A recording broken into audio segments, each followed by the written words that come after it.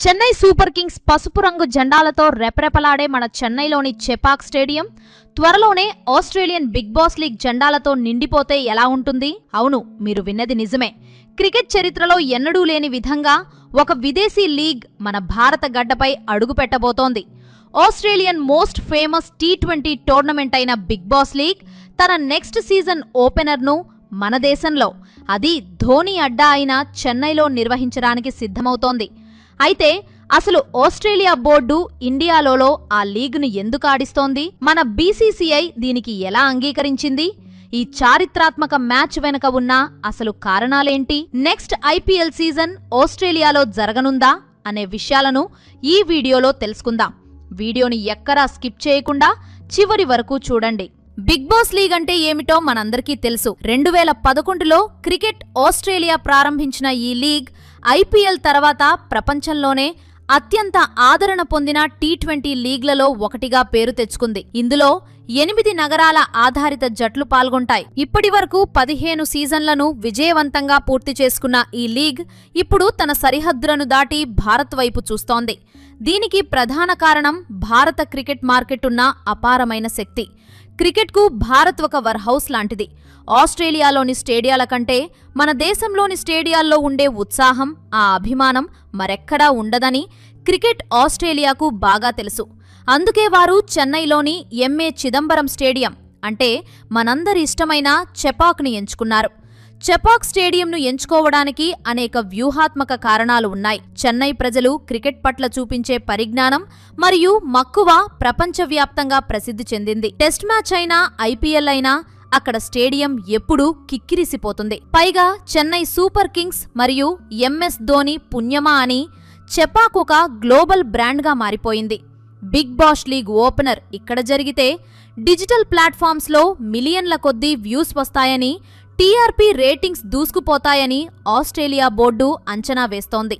తద్వారా భారతీయ బ్రాండ్లను, స్పాన్సర్లను ఆకర్షించడం వారి ప్రధాన లక్ష్యం. అయితే ఈ ప్రయాణం అంత సులభంగా సాగలేదు. మొదట్లో మన BCCI ఈ ప్రతిపాదన పట్ల పెద్దగా ఆసక్తి చూపలేదు.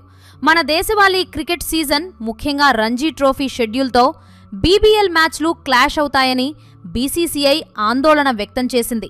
అలాగే IPL బ్రాండ్ వాల్యూను కాపాడుకోవటం కూడా BCCIకి చాలా ముఖ్యం.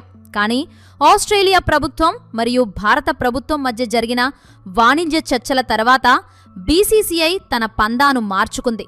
కేవలం ఒకే ఒక మ్యాచ్, అది కూడా సీజన్ ఓపెనర్ మాత్రమే చెన్నైలో నిర్వహించేలా ఒక రాజీ ఒప్పందం కుదిరింది. దీనివల్ల భారత దేశవాళీ క్రికెట్కు ఎటువంటి ఆటంకం కలగకుండా ఆస్ట్రేలియా బోర్డు తన మార్కెట్ను పరీక్షించుకోవటానికి అవకాశం దక్కుతుంది. ఇక ఈ చారిత్రాత్మక మ్యాచ్లో ఏ జట్లు తలపడతాయనే దానిపై ఇంకా అధికారిక ప్రకటన రానప్పటికీ ప్రస్తుత ఛాంపియన్స్ పర్త్ స్కాచర్స్ బరిలో ఉండే అవకాశం మెండుగా ఉంది. వారు బహుశా సిడ్నీ థండర్ జట్టుతో తలపడవచ్చని వార్తలు వస్తున్నాయి. సిడ్నీ థండర్ జట్టుకు మన భారత స్పిన్ దిగ్గజం రవిచంద్రన్ అశ్విన్తో ఒక ప్రత్యేక అనుబంధం ఉంది. గత సీజన్లోనే ఆయన ఆ జట్టుతో ఒప్పందం కుదుర్చుకున్నాడు.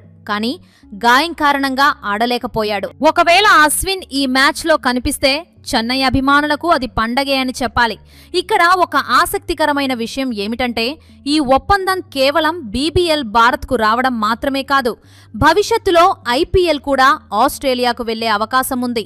2027 IPL సీజన్లో కొన్ని మ్యాచ్లను ఆస్ట్రేలియాలోని అడిలైడ్ ఓవల్లో నిర్వహించాలని అక్కడి అధికారులు ప్రతిపాదిస్తున్నారు. Adelaide Oval chairman Jamie Briggs ఈ మేరకు BCCIతో చర్చలు జరుపుతున్నారు. ఇది ఒక రకమైన ట్రేడ్ ఒప్పందంలా కనిపిస్తోంది.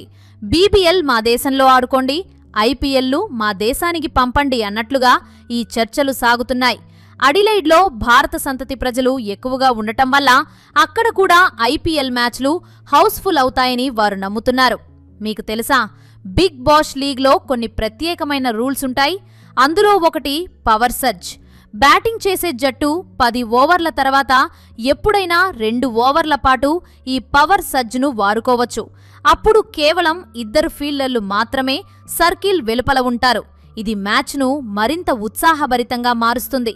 అలాగే అక్కడ టాస్ కోసం కాయిన్కు బదులుగా బ్యాట్ ఫ్లిప్ చేస్తారు. ఇవన్నీ మన భారత అభిమానులకు ఒక కొత్త అనుభూతిని ఇస్తాయి.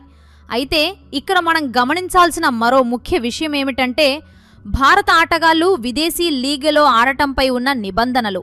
బీసీసీఐ నిబంధనల ప్రకారం ప్రస్తుతం భారత జట్టుకు ఆడుతున్నవారు లేదా దేశవాళీ క్రికెట్లో యాక్టివ్గా ఉన్న మెన్ క్రికెటర్స్ విదేశీ లీగ్లలో ఆడకూడదు.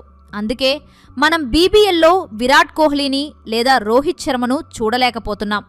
కానీ ఉన్ముక్త్ చంద్ లాంటి వారు అమెరికాకు వెళ్లిపోవడం వల్ల బీబీఎల్లో ఆడే అవకాశం దక్కించుకున్నారు. అలాగే నిఖిల్ చౌదరి అనే భారత సంతతి ఆటగాడు కూడా హోబర్ట్ హారికేన్స్ తరపున ఆడుతున్నాడు. అయితే మహిళా క్రికెటర్ల విషయంలో బీసీసీఐ కొంచెం మినహాయింపు ఇస్తోంది. అందుకే స్మృతి మంధానా, హర్మన్ ప్రీత్ కౌర్ లాంటి వారు విమెన్స్ బిగ్ బాష్ లీగ్లో రాణిస్తున్నారు. ఇక ఈ చెన్నై మ్యాచ్ ఎదుర్కోబోయే సవాళ్ల గురించి కూడా మాట్లాడుకుందాం.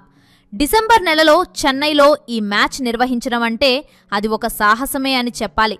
ఎందుకంటే ఆ సమయంలో తమిళనాడులో వర్షాకాలం పీక్లో ఉంటుంది.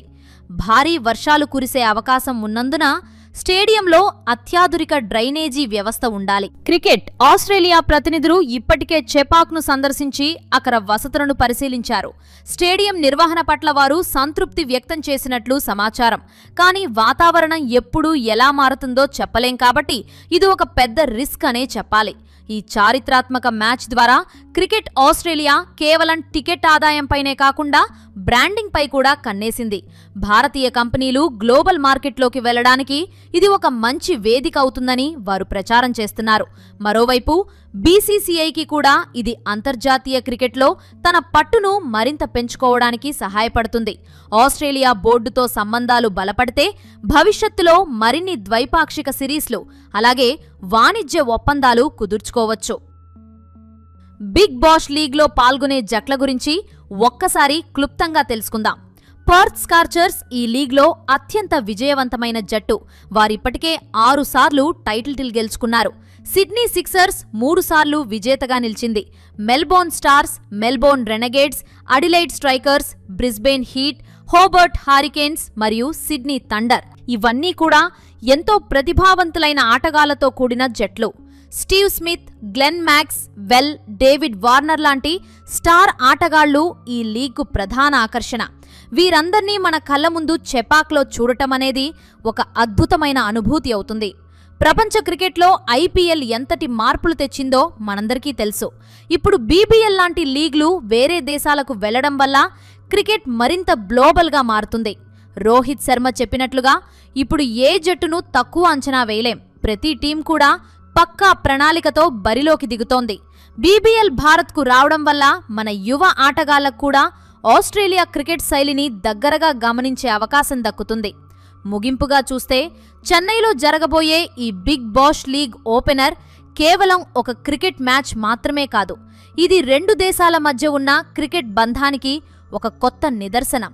ఇది విజయవంతమైతే భవిష్యత్తులో ఇంగ్లాండ్కు చెందిన ది 100 లీగ్ కూడా భారత్కు వచ్చే అవకాశం లేకపోలేదు. అలాగే మన ఐపీఎల్ కూడా ప్రపంచవ్యాప్తంగా వివిధ దేశాల్లో నిర్వహించబడవచ్చు. క్రికెట్ ఇప్పుడు ఒక సరిహద్దులు లేని క్రీడగా మారుతోంది. సో ఇదే జరిగితే దానిపై మీ అభిప్రాయం ఏంటో కామెంట్ చేసి వీడియో నచ్చితే ఒక లైక్ చేయండి.